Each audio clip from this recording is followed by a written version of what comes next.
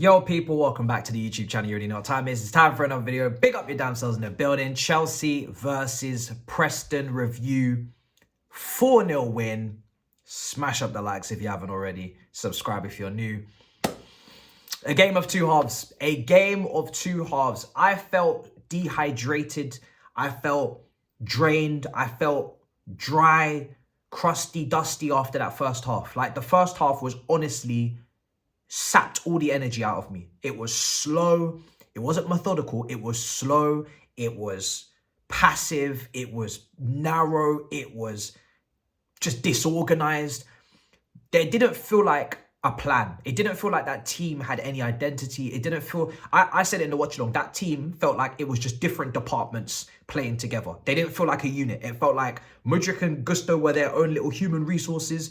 Enzo and Caicedo were meant to be a partnership, but they don't really get along in the office. Bruv, every part of that pitch were just different departments. They weren't sharing information. They weren't one big team. It was just everybody working with themselves in their own little groups. They were pairing off, partnering up. The amount of times I watched us in that first half just move the ball around the back pointlessly, passively, with no pace, with no intensity. The whole game was just flat. And it's weird because the second half, yes, we won 4-0. We got our chances. We actually just looked a lot better. If I'm completely honest, do I put that down to us improving the whole way? Or is it partly us and partly Preston not being able to sustain the energy levels? I don't know. I'm just trying to be completely honest, because what really changed? Like, what was it? Do I think we got tactically more impressive? I don't think so. Like, I don't know what to put a finger on it, but it happened and we won, and that's a relief. And to win in the end 4-0, I'm very thankful for. Don't get me wrong, I'm very happy for the 4 goals. I'm very happy for the improvement, because against Middlesbrough, we can't play how we did in the first half. We can't put in that performance that we did in the first 45 against Middlesbrough over 2 legs. They're pretty much in the same position in the Championship, but the magnitude and the importance of the game is even more because we're in the semi-final. We're 1 step from Wembley. With the lineup, I don't like Gusto at left back too much, because we know that it makes things very narrow on the left. We know that he's going to cut in. He did actually cut in and put the cross in for the goal for Broja. It was a wonderful header, so it worked, I guess you could say. But just in general play, Gusto at right back, bobbing forward, you know, providing width. That's what you want from your fullbacks. When they're getting forward, when they're providing width, when they're giving another option, when they're putting those crosses in with that pace and with that precision, if they can, if they're capable, it's a whole different dynamic, and it just brings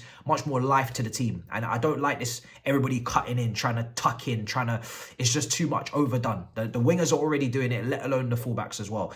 The only players from that first half, because I do want to move on from the first half, because like I said, there's not really much more to say. First half was shocking, right?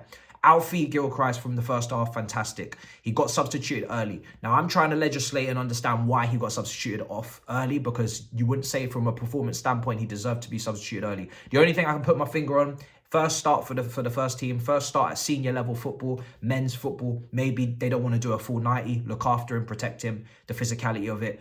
You know, the intensity of it is a lot to get to grips with from youth football, so we're going to give you a 60. That's all I can pinpoint as to why that happened. For Mudryk, you know, I wanted Madueke and Mudryk to start on the flanks today. I didn't want Sterling to start because, you know, I feel like Madueke deserves it, right? He's played well recently.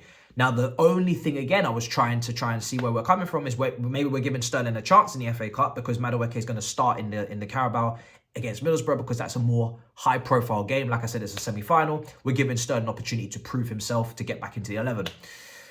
He takes off Mudryk at 60, and he brings on Madueke. Again, I'm hoping that he's trying to, you know, and I'm not trying to make stupid reasons up. I'm just trying to see where he's coming from. And this only makes sense if the Middlesbrough game is Mudryk and Madueke starting. If he doesn't, then I don't understand what he's done. But Mudryk plays part of the game today. Madueke plays part of the game today. Therefore, they didn't play full 90, so they're fully fit, they're fully fresh for the game against Middlesbrough to start together. That's, if he starts them against Middlesbrough, then what he did today with the wingers today in terms of the minutes allocated makes sense. If he doesn't start them both, then I don't understand. So that's where I put a lid on it. But Enzo today was much better in the deeper role. You see what he put on a plate in the first half for Palmer, should have took it.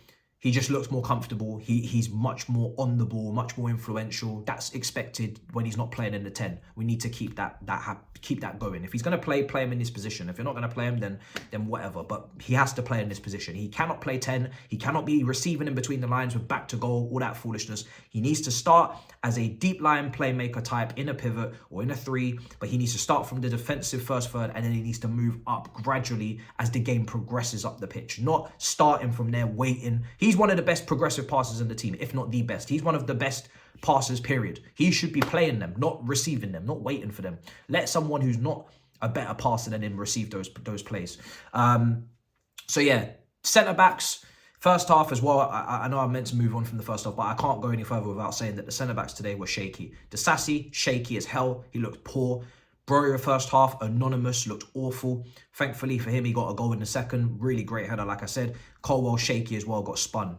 Don't know what's going on defensively, but we don't defend well. We don't build out from the back well. We don't attack well. We weren't exciting. So I am going to move on from the first half, but Lord have mercy, that was not good. Sterling again, first half, not good. Mudryk was good. I liked Mudryk today. Mudryk on the left wing, sharp, first time flicks, first time passes, moving the ball at an intensity, understanding what his next move is going to be before he receives. So I was happy with that. So I was, I'm just trying to, I'm doing the review with you. As you watch, I'm doing it with you because I'm trying to piece together what I've witnessed in that first half because it was rough. Second half, took us a while, but we got the intensity levels going. We started to actually move the ball quickly. I don't know if it's really the tactics, like I said, or it's Preston, running out of steam. But Madueke comes on. He brings a bit of life on the right side. Silva comes on. He gets his goal. I'm going to give man the match to Gusto. I think that's fair because he played the full 90. But Silva was just to come on and make an impact and set your standards and score that header for us to just kill the game. Love it. And the fact that we have to bring him on at home to Preston is pretty embarrassing, but it's the facts of the matter. It happened because the defenders, like I said in the first half, were shaky. So I can't say that shouldn't have been the case. Colwell goes to left back. Gusto comes over to right back, rebalances out the back four a bit. Alfie comes off, cool, and we start to have more balance on the right side. Obviously, Washington comes on. Obviously, Golding comes on as well. These are young kids, 18, 17. Not expecting big things from them. They have their little moments. They have their little chances. Washington really didn't get too much into the game. It is what it is. And Madueke should have scored as well. And we get our goals. Sterling's free kick, wonderful. Does it change the outlook of his performance? No. Does it mean that I want him to start against Middlesbrough? Not really, no. There was a lot of times today he was kind of running into alleyways or running into cul-de-sacs, whatever you want to call it. He's kind of just dribbling into his own world and then just trying to cut back quickly, and then it just wouldn't really work out for him. So it felt like more of an individualistic performance from him, trying to maybe prove himself, trying to do something out of nothing, but it didn't feel like part of a team performance. Felt a bit disjointed when he was on it. So I wouldn't really say there's much to build on there from him. Maybe a bit of confidence, gets his goal, that's nice. And yeah, listen, we did what we had to do. We got our goals and we move. But is it a performance that I can, again, take much from outside of individuals? No. The manager, does it make me feel like he's got this glowing, has he really changed the kind of worries and questions and queries around him right now? No. Yes, we have a lot of players missing. I get that. But like I said, for a manager, you've got to have your team creating chances. You've got to have your team looking structured and build up. You've got to have your team having some sort of intensity and some sort of life to it. Your team selection in general just has to make a bit more sense. Your team's got to play well. Results, we can see results for performances, and we can separate the two, and we can make our decisions from that and what we see. But your performances have got to be better. First half is just too bad. It's too bad. It can't carry on. So we move with that 4-0. We move with those goals scored, and I'll take it every day of the week because it's all we can do at this moment in time is take results.